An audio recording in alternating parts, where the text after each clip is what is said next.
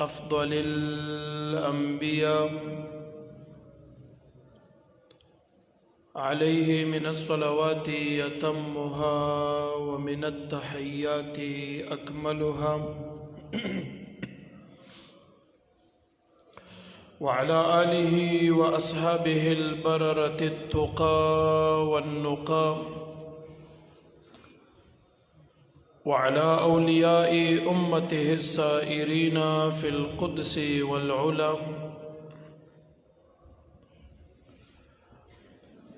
ولعنة الله على أعدائهم الجهلاء الذين أهرقتهم وأهلكتهم نار الحسد والبدع والهوى أما بعد فأعوذ بالله من الشيطان الرجيم بسم الله الرحمن الرحيم قال الله تبارك وتعالى قل إن كنتم تحبون الله فاتبعوني يحببكم الله الآية صدق الله مولانا العظيم وفي رواية قال النبي صلى الله عليه وآله وصحبه وسلم المرء مع من أحبه الحديث كما قال عليه الصلاة والسلام که جهان دلبر طول خوبان شي په والله که پکې یو هم ستا پشان شي بې دا ستا د محبت کامل نه دی بس دا ستا په محبت کامل ایمان شي ستا بیمار ستا بی دیدن نرغیگی ستا بیمار ستا بی دیدن نرغیگی کراتو تی د جهان طول طبیبان شي ان الله وملائکته يصلون على النبي يا ايها الذين آمنوا صلوا عليه وسلموا تسليما اللهم صل على سيدنا ومولانا محمد وعلى آل سيدنا ومولانا محمد كما صليت على سيدنا إبراهيم وعلى آل سيدنا إبراهيم إنك حميد مجيد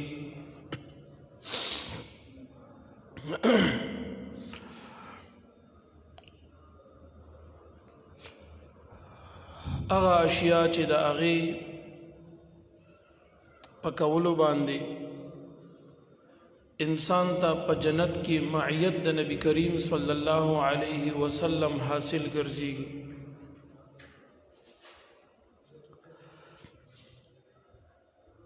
دغه زما د بیان موضوع ده هر هغه اعمال چې د اغي په کولو باندې بنده په جنت کې د نبی علیه الصلاۃ والسلام معیت او مرګرتیا او رفاقت ورته ملاويږي زب هغه اشیاء درته په ګوته کم هغه اعمال به درته وښایم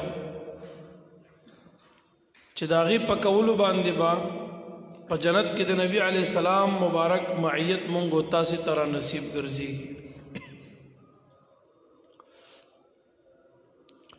تقریبا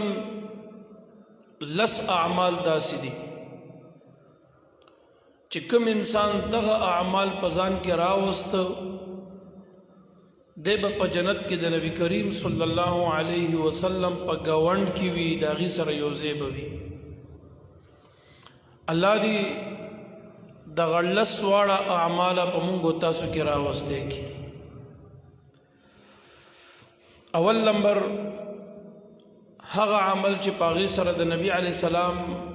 مرګرتیا انسان ته په جنت کې ملاویږي او نصیب کیږي هغه محبت د نبی کریم صلی الله علیه و آله وسلم دی. حدیث مبارک ما خطبه کې تلاوت کو. مبارک فرمای سړی به په قیامت کې د هغه چا سره وي د چا سره چې د په دنیا کې محبت کړی وي، چې د چا په دنیا کې د چا سره د زړه تعلق وي، مینه وي، د دغه انسان حشر به په قیامت کې هم د هغه سره کېږي. په دې باندې زه تاسو ته مختصر 2 روایات ذکر کوم. احادیث ډیر دي خو بیا به دا موضوع نه ډیر اوږده شي. اول نمبر حدیث د بخاری او مسلم شریف دی. حضرت انس رضی اللہ تعالی عنہ فرمائی ان رجلا سأل النبی صلی اللہ علیہ وسلم عن الساعة. نبی کریم صلی اللہ علیہ وسلم تیو صحابی راغے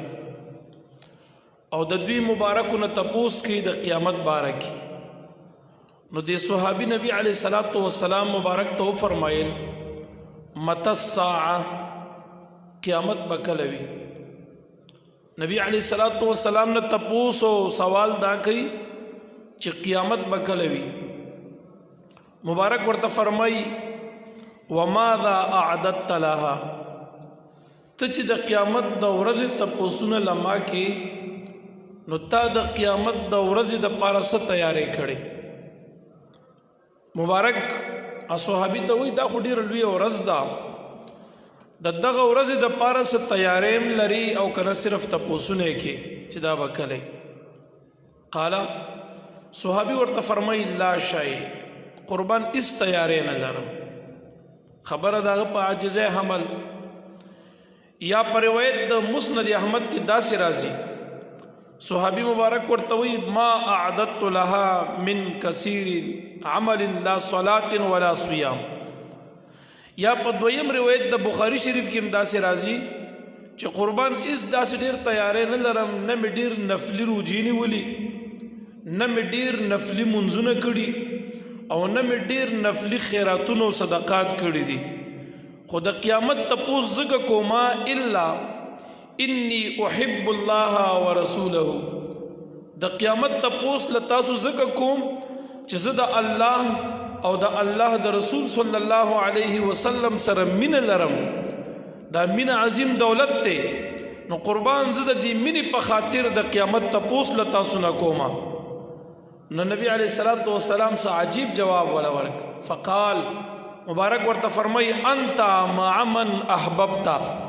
په قیامت کې به ته د هغه چا سره پاسي چې په دنیا کې ور سره ستا مینه وي، ستا محبت وي،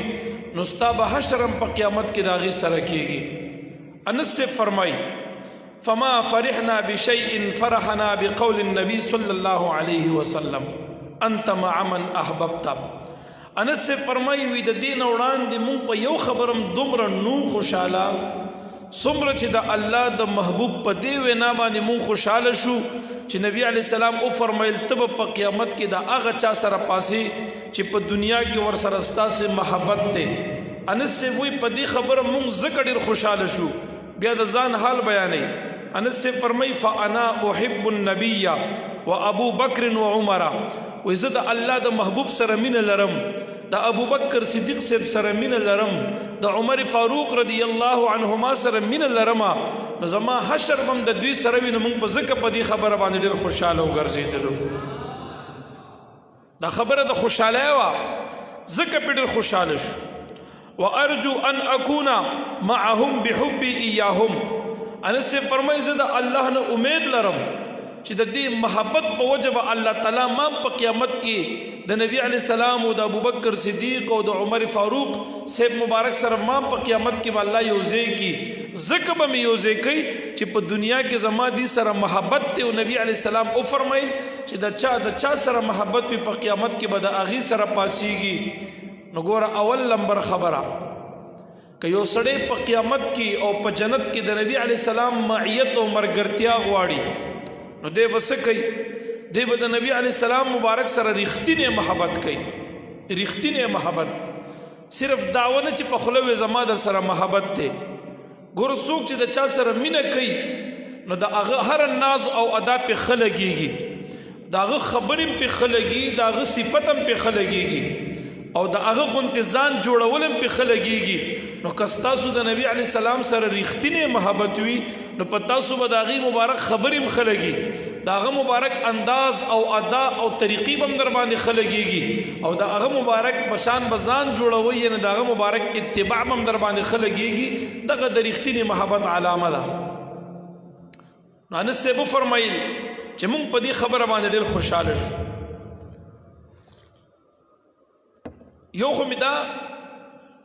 دا خبره دی پوری کوله چې د چا سره محبت وي دی په قیامت کې د هغې سره پاسي اول نمبر خبره ما دا کوله چې لس کارونه داسې دي لس اعمال چې د هغې په کولو انسان ته په قیامت کې د نبی علیه السلام ملګرتیا ملاویږي او په دغه سخته ورځ باندې همدا یو درد خلاصي دی د قیامت په ورځ چې هغه لویه جرګه جوړه شي د آدم علیه السلام نه تر عیسی علیه السلام تمام انبیاء کرامو ته وړاندې کیږي چې وړاندې شي الله راضي کوي خو هر پیغمبر علیه السلام به ورته یو خبره کوي چې لست لها دا زمونږ د وس کار نه دی دا مونږ نشو کولی اخیره کې به دا جرګه د قیامت او د محشر نبی علیه السلام ته راشي د مبارک ته به عرض وړاندې کي نو د مبارک به ورته وي انا لها د دې مقام محمود د پاره د دې شفاعت د پاره او د الله د راضي کولو د پاره الله ز پیدا کړم نو مبارک فرمای زب وړاندې شم او سجده به ولګم او زما په یو سجده لګولو د الله د قهر په رحم باندې بدل شي الله به راضي وګرځيږي الله به ما ته وي چې اوس غواړي ته غواړ نه زبې در کوم دلا نو د مبارک به داغي نه بعد بیا شفاعت شروع کوي یاد ساته غرض می داو د قیامت په ورځ کې سړی اخلاصي غواړي او معیت د نبی علیہ السلام او رفاقت او مرګرتیا غواړي نو دا په محبت د نبی علیہ السلام کې پرته ده ابو ذر غفاری سے دا ابو داود شریف حدیث دی طویل روایت دی هغه حدیث کې دا سی راځي ابو ذر غفاری رضی الله تعالی عنہ د مبارک د حدیث هغه اخره جمله چې بیانېږي دا سی دا د مبارک نبی علیہ السلام ته وی فإني أحب الله ورسوله ابو ذر غفاری سے نبی علیہ السلام ته وی زما د الله او د الله د محبوب صلی الله علیه وسلم سره مینه ده فقال مبارک ورته فرمای فإنك مع من احببت تب په قیامت کې د هغه چا سره ابو ذر غفاری چې په دنیا کې ور سره تا مینه او محبت کړي لري قال راوی فرمای فابو ذر غفاری سے مبارک دوباره بیا وی فاعادها ابو ذر غفاری دا خبره بیا نبی علیہ السلام توکا چې قربان زما تا سره او د الله سره مینه ده فاعادها رسول الله صلی الله علیه وسلم نبی علیہ السلام په دویم کرتم ابو ذر غفاری سے توي انت مع من احببت تب په قیامت کې دا هغه چا سره پاسي چې په دنیا کې ور سره ستا محبت او مرګرتي او مینه ده ور سره په مینم سبحان الله نو ویلا اوس هم आवाज کم دی تعداد ډیر دی आवाज مو کم دی لکه په مینه وای لس هغه اعمال چې د هغې په کولو باندې انسان ته په جنت کې د نبی علیہ السلام ګاونډیت او مرګرتیا ملاویږي په هغې کې اول نمبر ما ذکر کو چې د نبی علیہ السلام مبارک محبت ته په دې باندې په قیامت کې انسان ته د نبی علیہ السلام ګاونډیت او مرګرتیا ملاویږي دویم هغه عمل چې پاغي کې د نبی علی السلام معیت او مرګرتیا او ګوندیت ملاویږي هغه کوم عمل دی دویم نمبر عمل هغه اتباع د نبی کریم صلی الله علیه وسلم مبارک تا د دوی مبارک اتباع دا هغه عمل دی چې د دې په کولو باندې انسان ته د مبارک معیت او مرګرتیا به د جنت او د قیامت ملاویږي نبی علی السلام مبارک په یو حدیث مبارک کې فرمای من احب سنتی فقد احبنی کم انسان چې زما د سنتو سره محبت کوي د الله محبوب فرمایي زما د سنتو محبت دا زما سره محبت ته ومن احبني كان معي في الجنه او کم انسان چې زما سره محبت کوي د الله محبوب مبارک فرمایي دغه انسان په قیامت او په جنت کې زما سره مرګري وي یاد ساته كان معي في الجنه دا سړی په جنت کې زما سره وي دا وړه خبر نه ده په جنت کې د محبوب مبارک مقام او منزله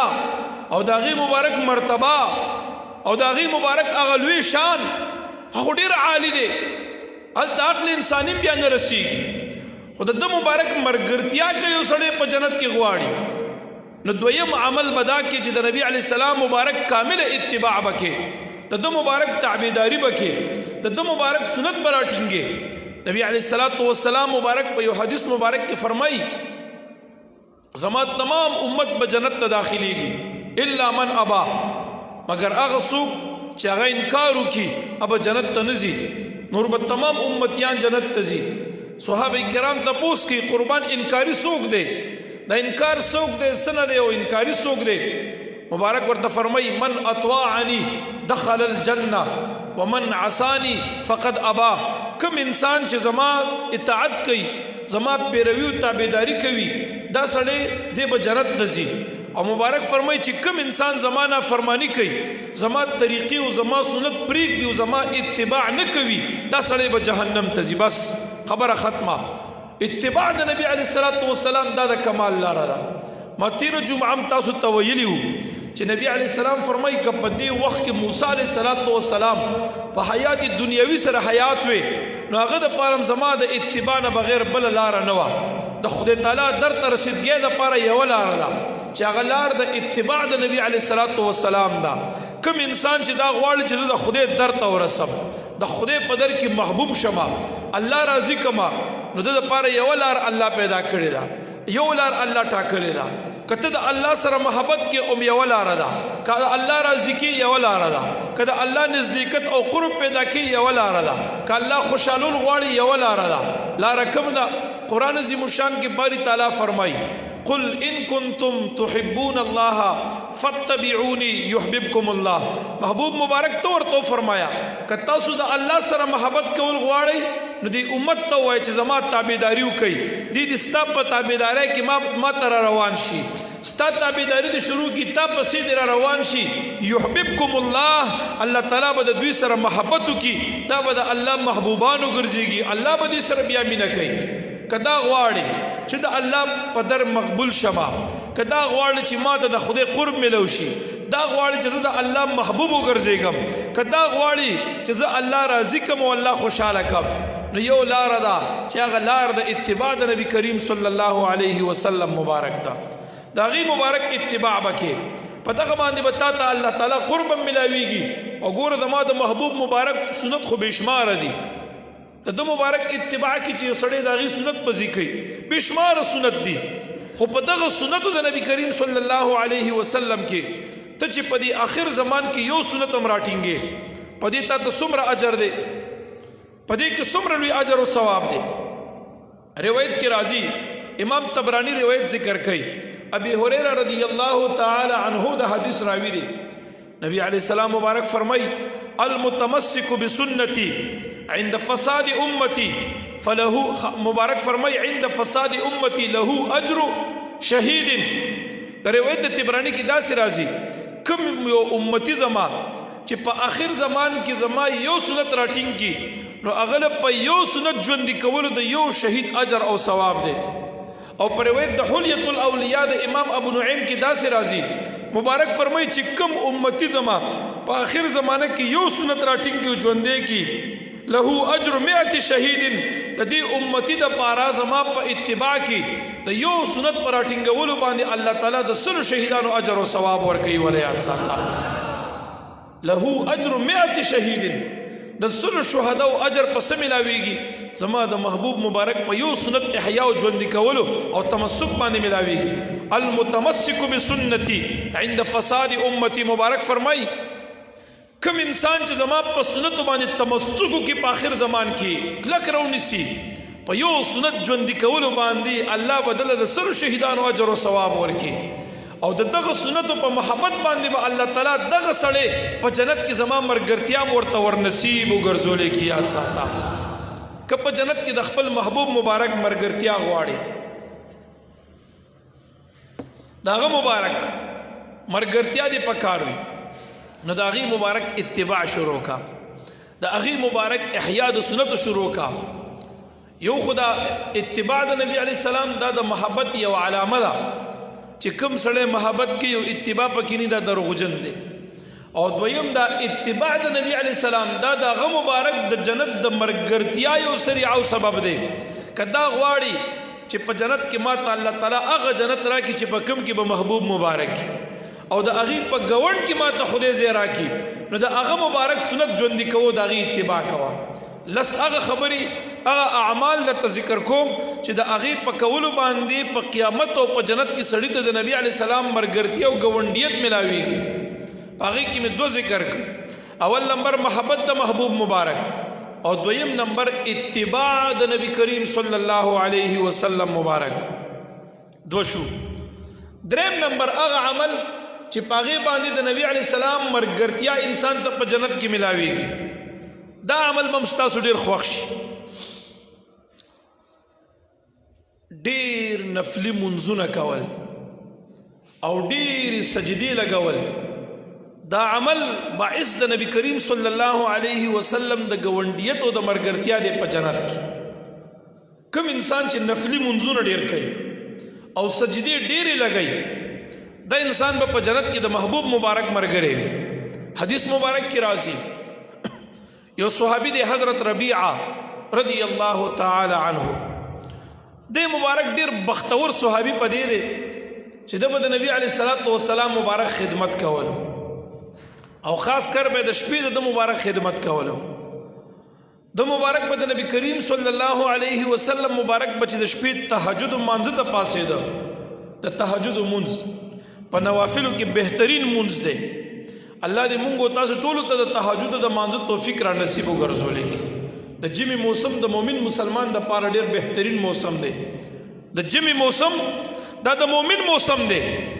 د جمی شپه وګدوي مؤمن پکې خوب هم ډیر کوي او د شپې پکې تهجد هم کولې شي سحر مانځل هم با جماعت مانځ ته حاضرې دي شي د جمی موسم دا د مؤمن د پاره بهترین موسم دی یو خدا چې ته پکې د شپې خوب برابر وکي شپه ډیر وګدوي دویم دا دی چې د سحر جمل هم پکې راتلی شي تهجد مانځ ته هم پاسې دی شي ورسره د مؤمن مسلمان د پاره د جمی موسم څخه بهتر دی چې ورځ هم ډیر لنډ وي ورځ وړه ده نو په دې وړه ورځ کې روزه نیول هم ډیر ورته آسان ګرځي ګرمي پکې ډیر نه ولګو تند ورته ډیر کم محسوسيږي موسم د جمی ورځ چون کې لنډه ده نو دا د جمی موسم دا د مؤمن د پاره یو تحفه الهی ده دا د الله د خوانه یو کرم دی په باندې یو تحفه ده ورته چې د تملو شوی ده کدی د جمی په موسم کې د ورځې روزي نسی نفلی نو پاسان نیولې شي د شپې بندگی پکې کوي پاسانه پکې کولې شي د جمی په موسم کې په تکلیف سره ودس کیږي ودس کی او د ودس په کولو کې څومره اجر دی چې بیا په تکالیف باندې وي په دې کې څومره اجر او ثواب دی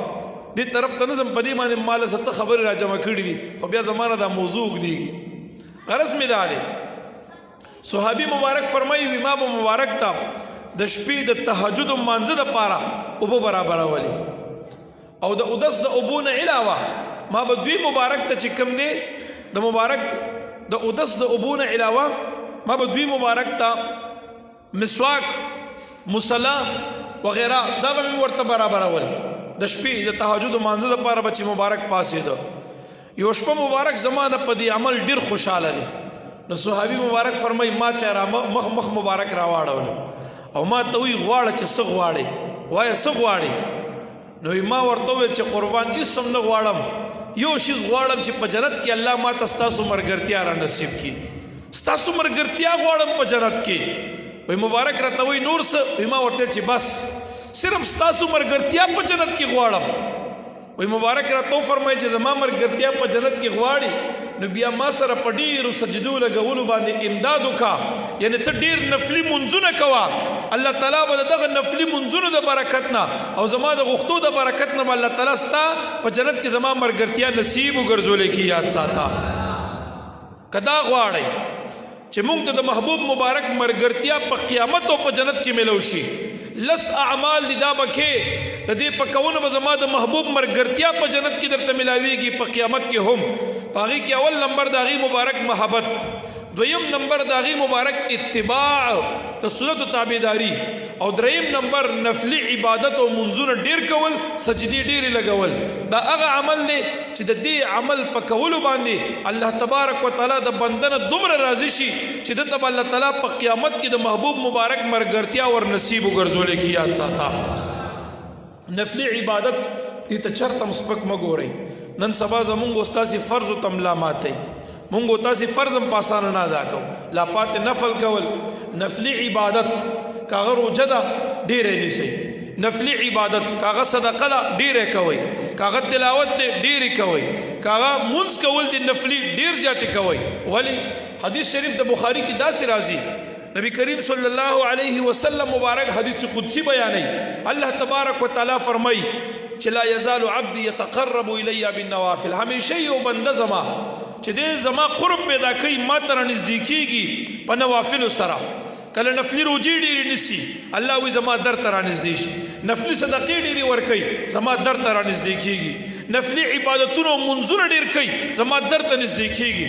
نفلی عمرې کوا در ته نږدې کیږي، نفلی حجونه کوا د الله در ته نږدې کیږي. نفلی عمل کی فائدہ دادا چې دې سره قرب الهی ملاويږي. الله فرمایي دا بنده همیشه وي چې دې نوافل کوي، دې زما در ته رانږدې کیږي حتی احببته. الله فرمایي دې ما ته دومره رانږدې شي چې زه د خپل بنده سره په خپل باندې زه محبت شروع کم. الله وی زه د بنده سره بیا محبت شروع کم دې په دې نفلی عبادت باندې. بیا فرمایي چې زه د سره محبت شروع کما نو زه د خپل بنده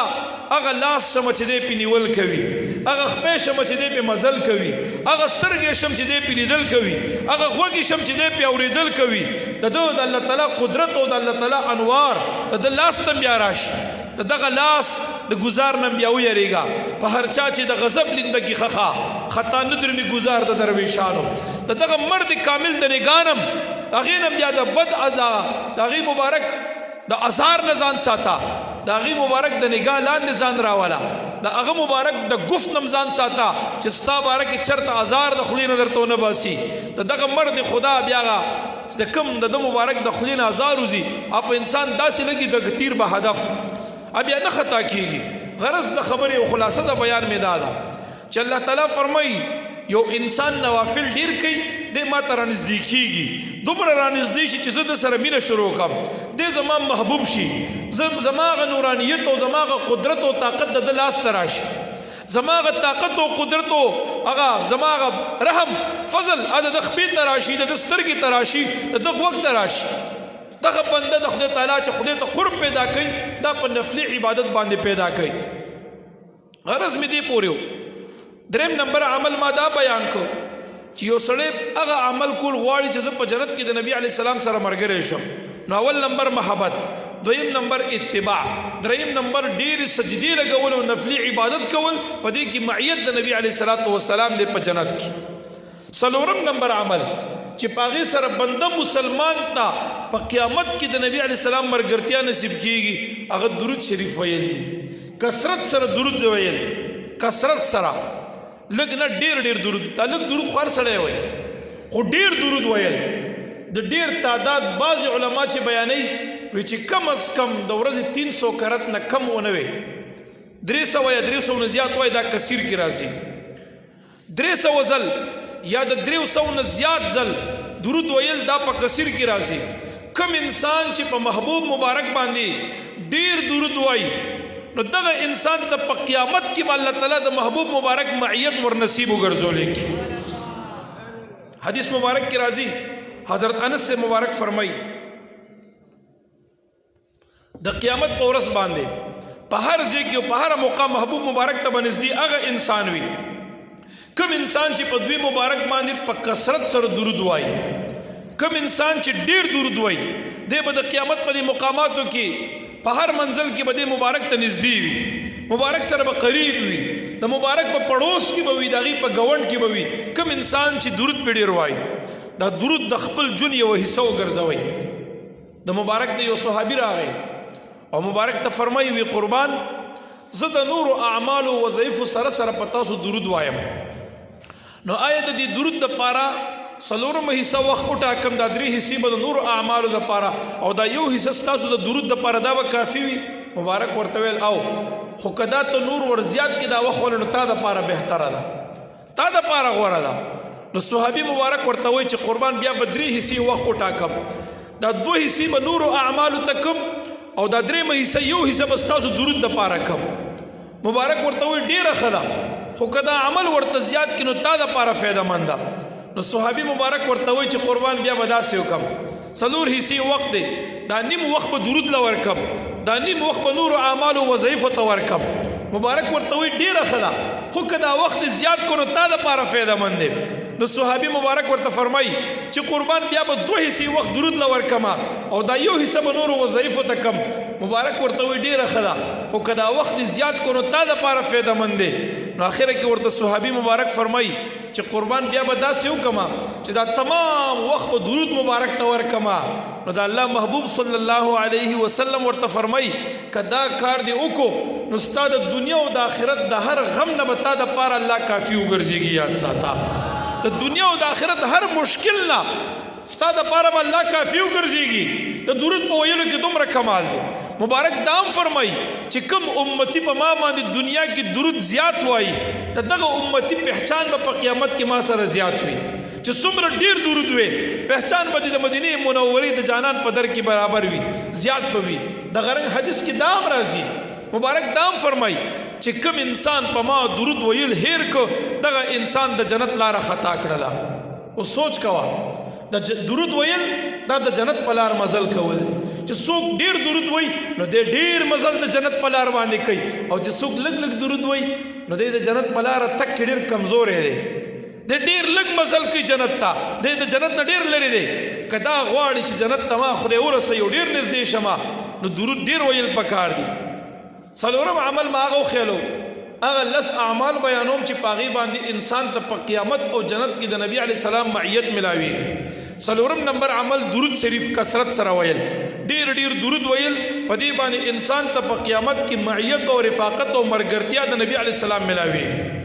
پنځم نمبر عمل چې پاغي باندې نبی علی سلام مبارک معیت او مرګرتیا ملاوي هغه عمل چې دین هغه حدیث کې خودلې شوی مبارک فرمایي کم سړی ته چې الله لوریانې ورکړي لوریانې او دا سړی د 2 یا د 3 لوریانو صحیح پرورش وکړي صحیح پرورش مبارک فرمایي د هغې صحیح خدمتو کې صحیح پرورشو کې وادي کې دغه سړی به په قیامت کې زما سره مبارک فرمایي په جنت کې به ما سره داسې ملګري دا 2 ګوتې داسې ونیولې چې څنګه دا 2 ګوتې یو ځای دي د الله محبوب مبارک فرمایي دکه امتي چې 3 لوریانې ولا خدای ورکړي او د اسلام احکام صحیح طریقې سره ورته وښیي او د اسلام د احکامو پابند وګرځي او دغه لوریانې را لوی شي بیا واده کړي د الله محبوب فرمایي دغه امتي په جنت کې ما سره داسې ملګري وي سبحان الله وایي دا وړه خبره نه ده نن سبا خو چې د چا په کور کې لور پیدا شي لکه د زمانه جاهلیت د دور خلکو غونتی دا تندې وران کی دا شکل چونی داسې مولدو مونږ ته دا مسلې ډېرې راځي د طلاق خلک د تپوس کې فتوی غواړي د مدرسې ته د جامعې ته افتا ته دلته مونږ ته دا مسلې ډېرې راځي داسې بدبخته مونږ ولیدو چې د چا 2 یا 3 لور شوی د پاغه لور کې دوه باندې ښځې ته طلاق ورکړو هم په اول ورځ طلاق ورکړو وي تا زوی ولې پیدا نه کو تا ماته لور ولې پیدا کا هلکه په دې زوی پیدا کولو لور پیدا کولو کې د انسان دخل شته جواب را نه دی دا ماغه د جهالت رسم دی خلکو تازک تا ولې په 3 لور ما ته ولې روړو څلورم لور دی واته ولې روړه او تا د څلورم زوی دی راته ولې پیدا نه کو پنځم نمبر دی بیا لور شو بیا د زوی پیدا نه کو خزر باندې کې وਹੀ ټکې وجنی او طلاق ولا ورکي دې بدبخت د زمانه تو ګورا او دا مسلې یو نه دوه نه ډېرې پیښې شوې مونږ ته دلته رامغې دا مسلې صرف د ښځې قصور دا دی چې تا ماشومه ولې پیدا کا په دې باندې د ښځې سره بایکاټ کوي او په څلوېښتۍ کې خپله بیبي ته طلاق ورکوي داسې بدبختان هم شته غرض د خبرې مې دا دی لور خو ګوره بهترین نعمت دی زمونږ اوس داسې که سوچ وکړو که د چا په کور کې لور پیدا شوه او د دې لور صحیح خدمت او تربیت وکړو مبارک فرمایي 2 مې دې مو کو 3 مې دې مو کو نو دا سړی په جنت کې زما سره داسې مرګري وي دقسې به یو ځای وي. ګوره دا یو که د لور په حساب د خدای تعالی تا ته یو فیمیل درکا لور درته خدای درکا په دې مه خفه کېږه. دغه لور ته صحیح تربیت وکړه تا دا لور د نبي علیه السلام ګاونډیت ته رسوي خو که تا د دې لور حق وپېژندلو که تا ته خدای پاک دا ښځه درکړې ده د مور په شکل کې د لور په شکل کې درکړه نو تا جنت ته رسوي د محبوب ګاونډیت ته دې رسوي. او که تا له خدای پاک ښځه درکړې د مور په شکل کې ده مور دې ده دا هم زنه نه ده که نه دا هم د چا لور وه د دې مور د خپو لاندې تا دپاره جنت دی که نه دی پروت؟ جواب را نه دی. ګوره دا زنانه چې د مور په شکل کې شي نو تا دپاره د دې د خپو لاندې الله جنت مقرر کړ. که دا زنانه ستا د خور په شکل کې شي نو تا دپاره دا عزت دی آبرو ده دا ستا دپاره دین دی ایمان دی آخرت دی. خو که تا د خپل خور قدر او عزت وپېژندله.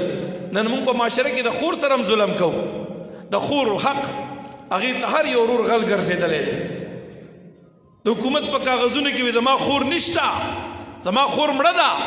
خور له چا حق ورکړی بس وي دا چې وادم کې دومره ډیره وکنه نور ستا وي دلته څه حق مک نه کېږي. نو ګوره د خور سره دغسې ظلم په لور باندې داسې خفګان او چې وادو کې مور پلار بیا گزار کا یو ورور ته وي دا ستا دی او بل ته وي دا به ته سنبالې او بل ته وي ته به سنبالې. عجیب انصاف دی زمونږ. که دا زنانه د مور په شکل کې ده د دې د خپو لاندې جنت دی او که د لور په شکل کې ده نو تا دپاره چې کوم دی حدیث مبارک کې نبي علیه السلام فرمایي چې کوم انسان د دریو لوریانو صحیح تربیتو کې واده کړي دی به په جنت کې ما سره داسې ملګری وي. او که دا زنانه ستا د ښځې په شکل کې ده د الله محبوب مبارک فرمایي صالحه ښځه دیندار ښځه د تمام دنیا د متاع نه بهترین متاع هغه نیکه ښځه ده چې تا ته الله تعالی در نصیب ګرځولې ده. دا صالحه بیبي د تمام دنیا د متاع نه بهترین متاع دا درته الله تعالی درکړی دی چې ښځې په شکل کې راشي د تمام دنیا نه بهترین متاع د دې نه بله نشته. سوچ کوو دې زنانه ته د دې د رښتې قدر وپېژنه. غرض مې دغه دی نبي علیه السلام مبارک فرمایي چې کوم انسان ته الله 2 یا 3 لوریانې ورکړي او د دې صحیح تربیت وکړي او د دې خیال وساتي احکام د خدای ورته وښیي مبارک دا ګوتې داسې پورته کې وی فرمایل وی دغه امتي به په جنت کې زما سره داسې یو ځای وي لکه څنګه چې دا 2 ګوتې یو ځای دي. یا الله موږ ته د هغې مبارک ملګرتیا دغسې را نصیب وګرځولې کا. شپږم نمبر کس یا شپږم نمبر عمل چې د هغې په وجه انسان ته په قیامت کې د محبوب مبارک مرګرتیا ملاویږي په جنت کې د هغې مبارک معیت ملاویږي. شپږم نمبر عمل کم یو دی مبارک فرمایي حدیث مبارک کې راځي د الله محبوب مبارک فرمایي چې کوم انسان په کور کې یتیم الک وي یا جنۍ وي او د هغې خیال وساتي و هغې سره احسانات وکړي د یتیم خیال وساتي او د یتیم سره احسانات وکړي نو د الله محبوب مبارک فرمایي دغه انسان به په جنت کې ما سره داسې ملګري د حدیث الفاظ دي لکه څنګه چې دا منځ او مسواک ګوته یو ځای دي. دا ګوتې مبارک فرمایي چې څنګه دا د شهادت ګوته د منځ ګوتې سره یو ځای ده د الله محبوب فرمایي دغه رنګ د یتیم سره احسان کوونکې په جنت کې به ما سره دغسې یو ځای وي. یاد ساته په معاشره کې نن یتیمان څومره ډېر دي پلار یې مړ شي نو موږ د هغې مال تغلیو ماشوم نه پوهېږي نو موږ د هغه برخه پټي باندې هم ګېډه واچو د هغه برخه مال باندې د هغې چې کوم حق موږ سره کېږي نو هغه هم ترې غبن کړو او د هغې دپاره هم لارې د جواز د خوراک بیا ګورو چې دا به څنګه ووهو د خدای نه یره نشته که نه آخرت باندې کامل یقین او ایمان نشته ځکه داسې کوو که نه. د یتیم که پردی بچی وي او ستا خپل هم نه دی وراره دې هم نه دی خوریی دې هم نه دی خو یتیم دی د تره زوی دې هم نه دی د ترور زوی دې هم نه دی پردی دی د یتیم هغه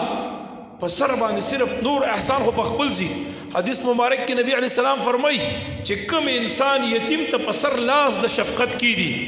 توجه مشته جواب صحیح نه دی که نه کوم انسان چې یتیم ته په سر د شفقت لاس کیږي صرف دی ورته په سر داسې لاس راښکه ستا د دې لاس لاندې چې څومره ویښته راغه د دې یو ویښته په عوض کې درته الله یو نیکي و اجر در نصیب ګرځوي. یاد ساته ته به د دې ویښتو حساب هم ونه کړي که د ورځې ورته 10 کرت په سر د شفقت لاس راکاږي او نور ورسره د روپۍ ښېګړه نه کړي خو صرف د شفقت لاس پې راکاږي تا ته الله په دې لاس راښکو څومره اجر درکوي ته اندازه هم نشي لګولی د دې یوې ویښته په عوض کې یو نیکي ده ته اوس د دا ویښتو شمار په کمپیوټر باندې هم نشي کولی چې دا څومره عربه ویښته ستا د لاس لاندې راځي حساب به یې نه کړلی شي زما د محبوب مبارک د خلی فرمان دی چې کوم انسان د یتیم سره احسان کوي د پکور کې یتیم دی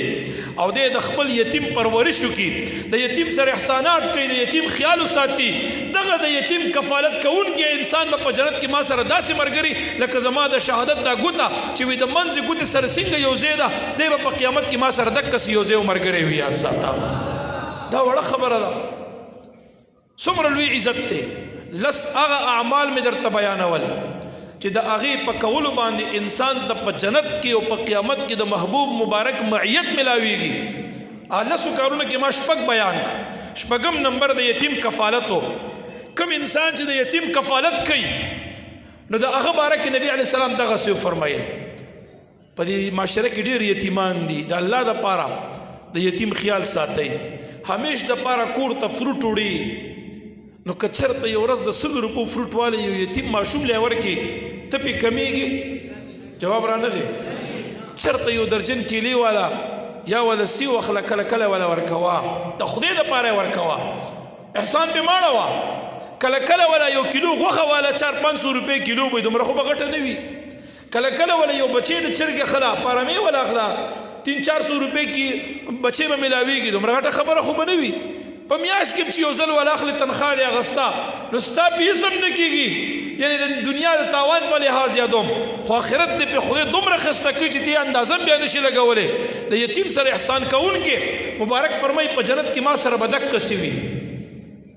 د چا چې یتیمان دي د هغه یتیمانو خیال وساتئ او خاص د الله دپاره وساتئ. اووم نمبر هغه عمل چې د هغې په وجه مبارک فرمایي ما سره په جنت کې ملګرتیا به ملاویږي. هغه عمل کم یو دی؟ حدیث مبارک کی راځي نبی علیه الصلاۃ والسلام فرمایي هر هغه زنانه چې هغه کونډه شي یو زنانه د هغه کونډه شوه او هغې د خپل بچو د پرورش دپاره د بچو د خدمت دپاره محنت شروع کو او د خپل مخ رنګ تورو ګرځېدو ډېر مشقت کوي تکلیف برداشت کوي او د غم د وجې نه مبارک فرمایي د مخ د آثار او د رنګ بدل شو تور شو د ډېر مشقت او د سختۍ د وجې نه د الله محبوب فرمایي په قیامت کې به هغه ما سره داسې وي هغه زنانه چې دا کونډه زنانه د خپلو بچو سره دا سر سپین کړي د هغې د صحیح تربیت په خاطر د هغې د خیال ساتنې په خاطر د هغې د پرورش په خاطر دا بل وعدو نه کړي او د خپلو بچو سره د خپل سر سپین کړي خو په حیا او پرده کې نه چې په بېدینۍ او په بې حیایۍ کې. نن سبا بعض زنانه خاوندان مړه شي نو بل خاوند هم نه کوي خو د پردو خلکو نه بیا ستر او پرده هم نه کوي. کله ځان ته یو نیولي دا مې رور دی او کله وایي دا مې د ترور زوی دی او دی ماله دا کوي زما خیال ساتي د زنا دروازې یې پرانستې وي نو داسې بیا نه ده پکار. د کمې زنانه چې خاوند وفات شو که دې د ګناه نه خپل لمن بچ کولی شو دا بل بچداره وه دا د ګناه طرف ته بې حیایۍ طرف ته نه تله دا بل بچداره وه. دا په دې کور کې د خپلو بچو سره وخت تېرې بهتره خبره ده.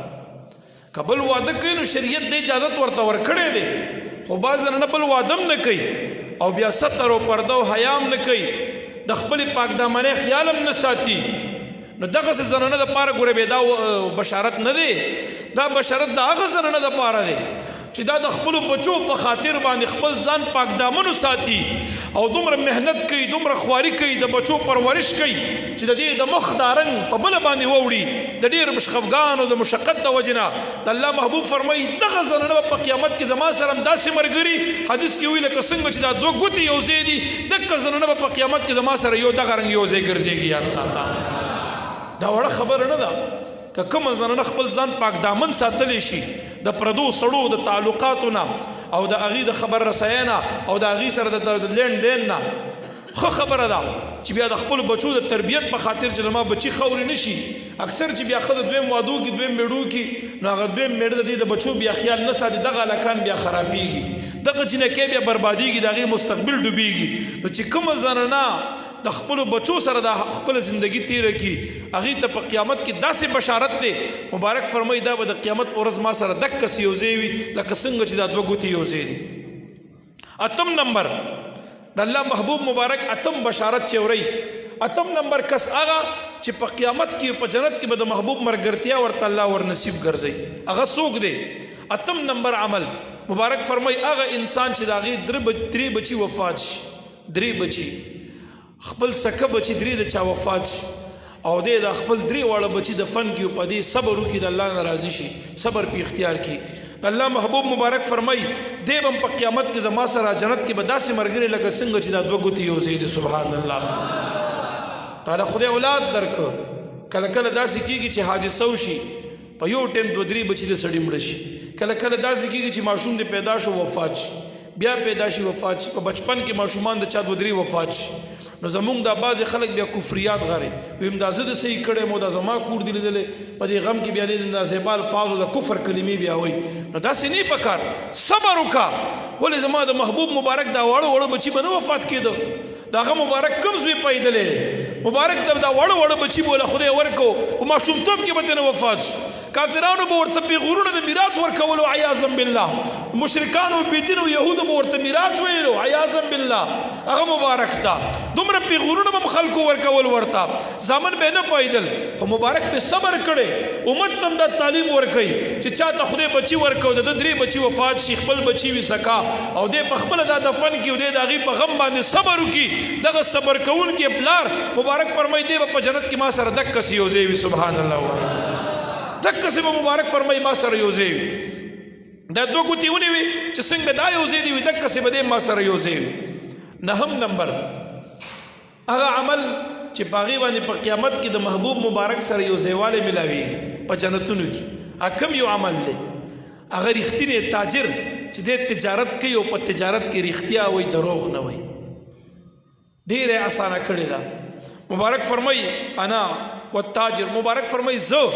او هغه تاجر چې هغه رښتینی وي کهاتین فی الجنه، دا ګوتې داسې ونیوي وایي مونږ به داسې یو په جنت کې داسې به یو ځای یو چې کوم سړی اغستل خرڅول کوي، دکاندار دی دکانداري کوي، سوداګانې اخلي او خرڅوي یې، دا دغه د تاجر وایي. دا کوم سړی چې تجارت کې لګیا دی د الله محبوب فرمایي زه د تاجر به دقسې یو ځای خو چې رښتینی وي. اوس چې ته تجارت کې او پکې دروغ وایي، تجارت کې او پکې دھوکه کې، تجارت کې او پکې ملاوټ کې، دیسی شی په اصلي خرڅه پکې ملاوټونه کې لګیا دی، بیکاره شی په اعلی باندې خرڅه عمده باندې خرڅه، نو دا خو دوکه ده. ته د تجارت کوه لږه ګټه خو پاک او حلاله ګټه، پردي مال ته پکې چرې مړه مخه کوه. هدایات ساتئ رونو. که یو سړی زر کاله د خدای پاک عبادت داسې وکړي که نه چې ټوله ورځ دی روجې او ټوله شپه په نوافلو ولاړ او د قرآن تلاوت د ده په خوله همیشه جاري وي او دا زړه یې د خدای د ير نه ډک وي او دغه انسان یو کال حج د بیت الله قضا نه کړي، هر کال عمرو تمزي، د مور هم خدمت کوي او د پلار هم خدمت کوي، خدای پردی حق ووهي یا پردی حق وخوري، دا به ورته خدای په قیامت کې معاف کړي؟ جواب رانغی هیڅ چرې دا نه معاف کړي. اربونه کاله بندګي د خدای وکړه خو پردی حق دې لاندې کړی، یو روپۍ دې ولې نه وي؟ یقین بالله که ته د عبادت د خدای د عذاب نه بیا خلاص کړي. سوچ کوه حقوق العباد درته خدای نه بخي، پردی حق که دومره د ذرې برابر وي مې وهه او که اربونه روپۍ وي مې وهه، که په مونځ کې د نه کمې بیشې راغلی وي دا د خدای حق دی پته، خدای خپل حق به درته معاف کړي او بانه به ورته جوړه کړي. که تا نه په روژه کې خطايي راغلی وي، په حج کې راغلی وي، په عمره کې راغلی وي، په نورو هغه معاملاتو کې چې ستا د خدای سره دي هغه به درته خپل خدای معاف کړي، خو هغه عمل چې ستا د عبادو سره دی ته پکې د بنده حق ووهي تر څو چې بنده درته خپل حق نه بخلی خدای دې چرې نه بخي. د بندو حقوقو کې د خدای نه ویریږئ. نو هغه تاجر یادومه چې دې تجارت کوي او دې پکې په دروغ قسم نه خوري او دې پکې دوکه نه کوي او دې پکې د دروغ نه ځان ساتي. نبی علیه السلام فرمایي زو هغه به داسې یو کهاتین لکه دا دوه ګوتې څنګه چې دا دوه ګوتې یو ځای دي کهاتین فی الجنه. مبارک فرمایي مونږ به دواړه په جنت کې دقسې یو ځای. یا الله مونږ ته د رښتینې تجارت توفیق را نصیب وګرځولی. دروغ تاجران را نه مو جوړوه، ګټه د رښتیا به لږه وي هغې کې برکت ډېر. لسم نمبر هغه عمل چې په هغې سره د محبوب مبارک معیت په جنت کې ملاوي. کم یو دی؟ مشکات وغیرہ کې حدیث ذکر دی. نبی علیہ الصلوۃ والسلام فرمای کم انسان چې زما د روزي د زیارت په اراده باندې زما د قبر مبارک زیارت تراغه د روزي مبارک زیارت تراغه دی په جنت کې زما په پړوس کې وي په قیامت کې به زما په پړوس کې وي زما په گوند کې به وي یا الله موږ د خپل محبوب د روزي زیارت را نصیب وګرځولې دا لس اعمال ما بیان الته ټیم پوره دی کې په دې مم خبره درته کولې ټیم پوره دی لس هغه کارونه چې د هغې په کولو باندې بنده مسلمان ته په قیامت او په جنت کې د نبی علیه السلام ګونډیت ملاویږي هغه لس اعمال کم دي ما بیان دا بیان بیا د سر نه اوري اندازه به درته ولګي اول نمبر د مبارک محبت دی دویم نمبر د هغې مبارک اتباع ده دریم نمبر ډیر سجدي لګول او نفلي منځونه کول څلورم نمبر په مبارک ډیر درود ویل پنځم نمبر د چا چې درې لوریانې وي د هغې صحیح پرورشو کې وادي کې شپږم نمبر کم انسان چې د یتیم پرورشو کې اووم نمبر کومه کونډه ښځه چې د خپلو بچو د خدمت په خاطر باندې د خپل زندگی برباده کړي یعنې مطلب دا دی چې خپله ځواني تیره کړي هغې سره او د بچو خدمتونه وکړي او خپل حیا او پرده او د پاکدامنۍ خیال وساتي مبارک فرمایي دغه عمل دی او اتم نمبر هغه انسان چې هغه ته خدای درې بچي ورکړي دي وفات شي یا زیات بچي وي خو درې بچي چې د چا وفات شي دی د هغې په غم صبر وکړي دغه عمل دی نهم نمبر رښتینې تجارت او لسم نمبر د مبارک د روزې سلام په نیت د مبارک د روزې باندې دا لس هغه اعمال دي چې په دې باندې په قیامت او په جنت کې د نبي علیه الصلاة والسلام رفاقت او ملګرتیا او معیت نصیب ګرځېږي الله دې موږ او تاسې ټولو ته را نصیب وګرځولی دغه لس اعمال کدا غواړي چې په جنت کې د هغې ملګری شم دا کوه کدا غواړي چې په قیامت کې د هغې ملګری شم دا عمل شروع کړه بس په دې باندې به تا ته الله تعالی د هغې ملګرتیا در نصیب وګرځولی کي وما علی الا البلاغ